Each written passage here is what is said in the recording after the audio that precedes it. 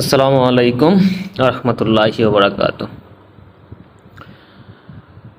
ইউরোপের শ্রমবাজার বাংলাদেশিদের জন্য বহুল আলোচিত এবং সমালোচিত এবং অনেক আকর্ষণের জায়গা।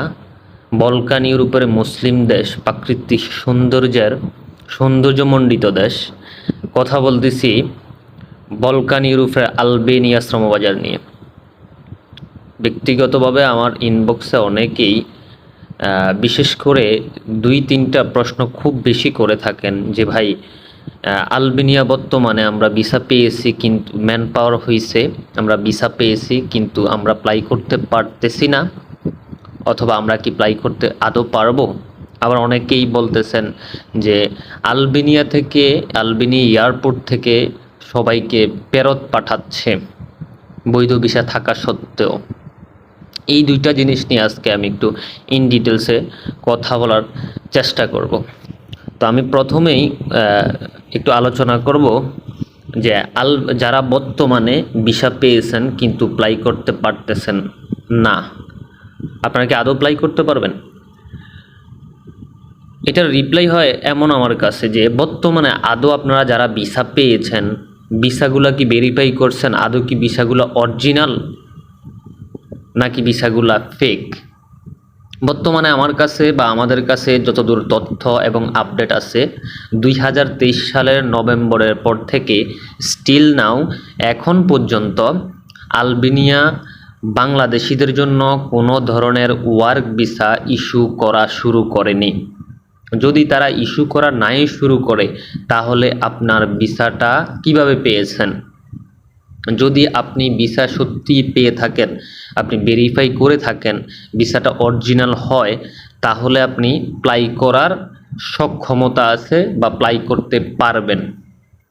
কিন্তু বর্তমান পরিস্থিতিতে আমি আবারও বলি, 2023 সালের নভেম্বরের পর থেকে এখন পর্যন্ত স্টিল নাও আলবেনিয়া বাংলাদেশ এবং সাউথ ইস্ট এশিয়ার অনেক দেশের লোকদের জন্য ওয়ার্ক ভিসা ইস্যু করেনি বা করা শুরু করেনি। এবার আসি, যারা অরিজিনালি আসলে ভিসা পেয়েছেন তারা কি আদৌ অ্যাপ্লাই করতে পারবেন? হ্যাঁ, যদি আপনি অরিজিনালি ভিসা পেয়ে থাকেন আপনি অ্যাপ্লাই করতে পারবেন, কিন্তু অ্যাপ্লাই করার পরে আপনি ঢুকতে পারবেন কি না সেটা ভিন্ন বিষয়। কিন্তু যদি আপনি অরিজিনালি ভিসা নাই পেয়ে থাকেন, যদি আলবেনিয়া গভর্নমেন্ট এখন পর্যন্ত ভিসা ইস্যু নাই করে, তাহলে আপনি অ্যাপ্লাই করার কোনো সুযোগ নাই। এই একটা বিষয়। আর দ্বিতীয় যেই বিষয়টা, অনেকেই বলতেছেন আলবেনিয়া এয়ারপোর্ট থেকে ব্যাক করতেছে। কেন ব্যাক করতেছে? আসলে বর্তমান পরিস্থিতিটা এমন অনাকাঙ্ক্ষিত একটা অস্বাভাবিক পরিস্থিতি বিরাজমান আলবেনিয়া শ্রমবাজার নিয়ে। যেহেতু তারা বাংলাদেশিদের জন্য এখনও পর্যন্ত ভিসা ইস্যু শুরু করেনি, ইভেন যারা অলরেডি ভিসা পেয়েছেন, ম্যান পাওয়ার হয়েছে, তারা আসলে নভেম্বরের আগে ভিসা পেয়েছেন, যেই ভিসাগুলা 4 মাস 5 মাস, অনেকের 6 মাস অতিক্রম হয়ে গেছে, কিন্তু অনেকেই অ্যাপ্লাই করছেন, এয়ারপোর্ট থেকে ব্যাক করতে হয়েছে। আবার অনেকেই অ্যাপ্লাই করার জন্য অপেক্ষমান আছেন। এখন বর্তমান পরিস্থিতি অনুযায়ী আমার ব্যক্তিগত সাজেশন যেটা থাকবে, এই পরিস্থিতি স্বাভাবিক হওয়ার আগ পর্যন্ত অথবা ভিসা শুরু হওয়ার আগ পর্যন্ত অ্যাপ্লাই না করাই উত্তম। যদি আপনার এজেন্ট স্পেশাল কোনো ওয়ে থাকে বা কনফিডেন্স থাকে, সেটা ভিন্ন বিষয়। সাধারণত এয়ারপোর্ট থেকে তারা রিপোর্ট করতেছে, কারণ আমাদের বাংলাদেশিদের জন্য তারা এক হচ্ছে ভিসা ইস্যু করা শুরু করেনি নতুন করে, আর একটা হচ্ছে আজ থেকে কিছুদিন আগে আলবেনিয়া বর্ডারে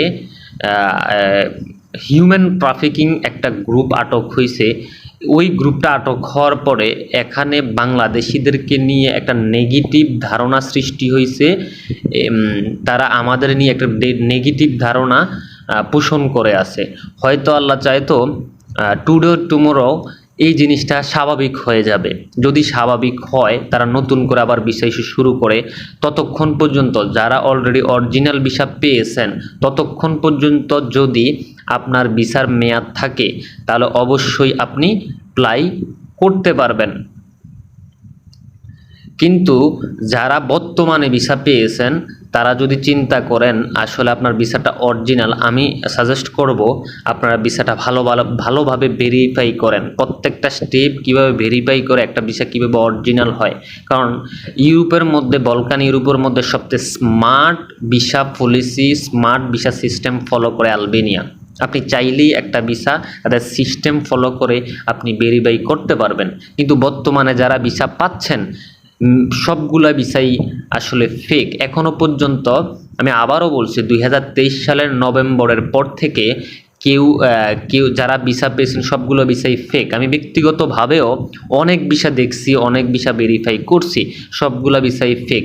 আদৌ এখন পর্যন্ত স্টিল নাও তারা ভিসা ইস্যু শুরু করেনি। সো আপনার একটু বিভ্রান্ত থেকে মুক্ত থাকবেন, বিভ্রান্ত থেকে সরে থাকবেন, এগুলা কান দিবেন না। যদি ভিসা শুরু হয় খুব বেশি সময় লাগবে না ভিসা হতে।